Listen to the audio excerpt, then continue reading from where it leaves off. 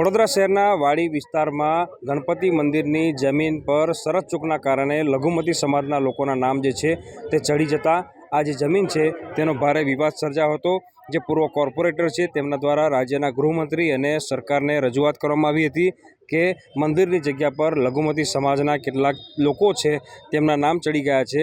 ત્યારબાદ જે ફરિયાદ મળી અને સરકારે આ જે પ્રક્રિયા છે તે શરૂ કરી અને જે લઘુમતી સમાજના લોકો છે કે જેમના દ્વારા જમીન પર કબજો કરવામાં આવ્યો હતો તેમના નામ જે છે તે એક બાદ એક કમી કરવામાં આવ્યા હતા અને અત્યારે સરકારી તંત્ર અહીંયા પહોંચ્યું છે।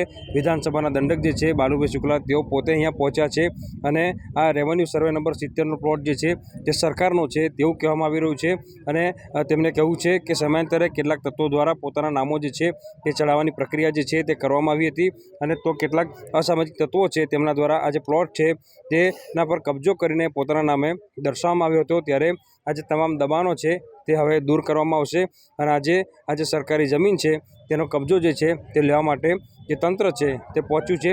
ઉલ્લેખનીય બાબત છે કે લાંબા સમયથી કાયદાકીય તકરાર ચાલી રહી હતી અને શરત ચૂકના કારણે જમીન પર અન્ય લોકોના નામ જે છે તે ચડી ગયા હતા। આ ટ્રસ્ટની જમીન છે, આ કોર્ટ મેટર નથી, રેવન્યુ દીવાની દાવો છે। ત્યારે અત્યારે વહીવટીતંત્ર જે છે આ સ્થળ પર પહોંચ્યા બાદ આ જમીનનો કબજો જે છે તે મેળવવાની પ્રક્રિયા શરૂ કરી છે। મૂળ એટલે આ રેવન્યુ સર્વે નંબર 70નો જે પ્લોટ છે એ મૂળ સરકારી પડતર જમીન છે। આજના તારીખે પણ પાણીપત્રકમાં સરકારની જગ્યા બોલાય છે। 70ના તબક્કામાં 1970ની આસપાસમાં ગણપતિ મંદિરનું નામ એમાં આવ્યું। ત્યારબાદ સમયાંતરે કેટલાક સ્થાપિત હિતો દ્વારા અંદર પોતાનું નામ નાખવાની પ્રક્રિયા ચાલુ કરી અને બીજા તબક્કામાં તો કેટલાક અસામાજિક તત્વો પણ આપણે કહી શકીએ તેઓના દ્વારે બીજા કોઈ ઠેકાણેનો પ્લોટ હતો તે પ્લોટ અહીં બતાવીને અહીંયા એમને દબાણ કરીને કામકાજ ચાલુ કરવાની જ્યારે વાત થઈ ત્યારે આ વિસ્તારના જ અમારા પૂર્વ કોર્પોરેટર પાર્ટીના નેતા વિજયભાઈ પવારના આ વિષય ધ્યાનમાં આવતા તેમણે અમને રજૂઆત કરી। અમે રાજ્યના ગૃહમંત્રી શ્રી અને પ્રભારી મંત્રી શ્રી માનનીય હર્ષભાઈ સંઘવી સાહેબની સાથે એમની રૂબરૂ મુલાકાત કરાયા બાદ વિગતની તલસ્પર્શી તપાસ કરતાં તેમને ખૂબ ગંભીરતાથી આ મુદ્દો કલેક્ટરશ્રીની સૂચના આપી અને કલેક્ટરશ્રી અને મ્યુનિસિપલ કમિશનરશ્રીના એક સંયુક્ત અભિયાનના ભાગરૂપે સતત એક પ્રોસેસ ચાલતો રહ્યો। સરકાર એમાં સુઓ મોટો પોતે દાખલ થઈ અને ત્યારબાદ જેટલા નામો હતા બધા નામો કમી કરવામાં આવ્યા છે। આ જે નામો ખોટી રીતે અંદર આવ્યા હતા તેમના પર પણ યોગ્ય સમયે સરકાર પગલાં લેશે। પરંતુ આપના માધ્યમથી તમામ નગરજનોને વિનંતી કરું કે આવા પ્રકારની કોઈપણ વાત કોઈપણ ઠેકાણે ખોટી રીતે જમીનમાં કોઈ ઘૂસી ગયું હશે તો એ વિસ્તારના અમારા સ્થાનિક નેતાઓનું આપ ધ્યાન દોરશો। તે તમામ જગ્યાઓ ખુલ્લી કરવા માટે ભારતીય જનતા પાર્ટી કટિબદ્ધ છે। દિવાલ ચણી દીધી આટલો હુકમ છે તેમ છતાં એટલે હુકમ આ એ જે મેં કીધું અસામાજિક તત્વો જે મેં શબ્દ વાપર્યો એના માટે જ આપ્યો પણ ઠીક છે ને એમને દિવાલ ચણી દીધી એમનો વિષય છે। સરકારશ્રીના અધિકારીઓ અત્રે ઉપસ્થિત છે, મામલતદારશ્રીને બધા લોકો છે, પોલીસ પણ છે, કોર્પોરેશન પણ છે। એટલે આમાં જે પણ નાગરિકોએ જેને પણ આ કામ કર્યું છે તેના પર સરકાર પગલાં લેશે। 1964-65થી જમીન આ અમારા દાદા ખેરસાટા રણછોડભાઈ મોગાભાઈ રબારી। હવે એમાં મામલતદાર સાહેબનો જે કૃષિપંચનો ઓર્ડર થયો હતો અમારો ખરી કિંમત અમે ભરી છે, અમે ગણવતિયા ત્યાં છે। ત્યાર પછી એ લોકો ઉપર ગયા સામે પાછી એમને અપીલ કરી એ પણ અમે જીતી ગયા, 2 કેસ જીત્યા છે। પણ મતલબ કે શું થયું કે 71, 72 સર્વે નંબર છે એના ફાઇનલ પર 47 અને 612 છે। હવે 47માં અમારો કબજો છે, 612માં ગણપતિ મંદિર છે। એટલે 2 ફાઇનલ કોર્ટનો ઝઘડો ચાલે છે અમારે। એટલે આના વચ્ચે અમીન મહેમાનભાઈ સિદ્દીકભાઈ આવી ગયા છે કે પ્રોપર્ટી કાર્ડમાં એમનું નામ હશે। એટલે કલેક્ટર સાહેબમાંથી શું મોટોની કંઈક નોટિસ કાઢી છે એટલે કેસ સાંભળવામાં આવે છે। એટલે સાહેબે કંઈક હજુ આગળ ઠરાવ ઉપર નથી કામ આવ્યું, હજુ કંઈ ઓર્ડર હજુ આવ્યો નહોતો।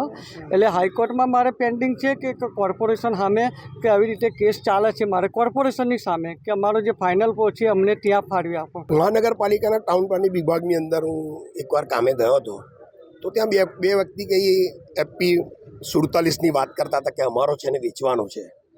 એટલે પછી મેં તપાસ કરી કે એફપી 47 ટીપી 3 અને બધા ટીપી 3 એફપી 47ના બધા પેપર્સ કઢાયા, એની જોડે એફપી 46 બી નીકળ્યો। એટલે 7/12ના કાગળિયા બી મેં કઢાયા દક્ષિણ મામલતદાર પાસેથી। તો જે તે સમયે એવી જાણ થઈ કે આ 1970ની અંદર ગણપતિ દેવસ્થાનની જમીન હતી અને દેવસ્થાનનો કાયદો કેન્સલ થવાના લીધે આ જમીન પછી પડતર રહી જમીન સરકારી પડતર, અને એમાં પછી 8 ગણોતિયા ઘૂસી ગયા.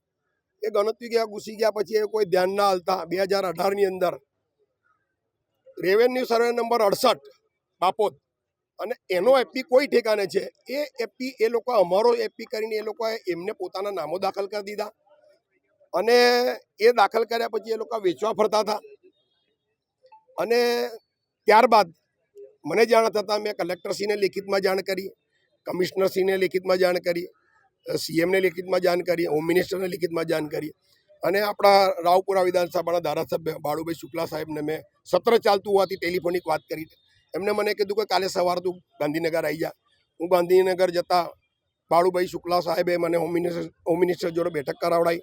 સાહેબે બધા પેપર જોયા, કારણ કે વડોદરાના પ્રભારી મંત્રી છે એટલે એમણે બધા પેપર જોયા, અને ત્યાંથી જ કમિશનરશ્રીને જાણ કરી કે આમાં તપાસ કરો. મ્યુનિસિપલ કમિશનરે જાણ કરી, અને પછી એ કેસ ચાલી જતા હમણાં 28/7 આ સુઓ મોટો દાખલ થઈ ગઈ છે. તકરાર ચાલી રહેલ હતી અમુક અન્ય કોમના વ્યક્તિઓ દ્વારા કે પોઝેશન એમનું છે, આ જગ્યા એમની છે, પણ ખરેખર એમનું અન્યત્ર જમીન છે, એટલે એમણે શરત ચૂકથી પોઝેશન એમનું હોવાનું દર્શાવેલ હતું ને એની તકરાર ચાલી રહેલ હતી. આમાં કેટલાક લોકોએ ખોટી રીતે ગણોતિયામાં નામ ધારણ કરીને આ જમીન પચાવી પડી છે એવી ફરિયાદ છે, એ બાબતે આપનું શું કહેવું? એ માનનીય કલેક્ટર સાહેબે હુકમ કરીને તેઓના નામ કમી કરવા હુકમ કરેલો છે. કોઈ કબજે કર્યા હતા સાહેબ આ જગ્યા? એ અન્ય કોમના ઇસમો છે જેઓએ કબજે કરેલા હતા, અને એમની તકરાર મેં કહ્યું એમ ચાલી રહેલી હતી. શરત ચૂકથી એમનું પોઝેશન બીજે છે.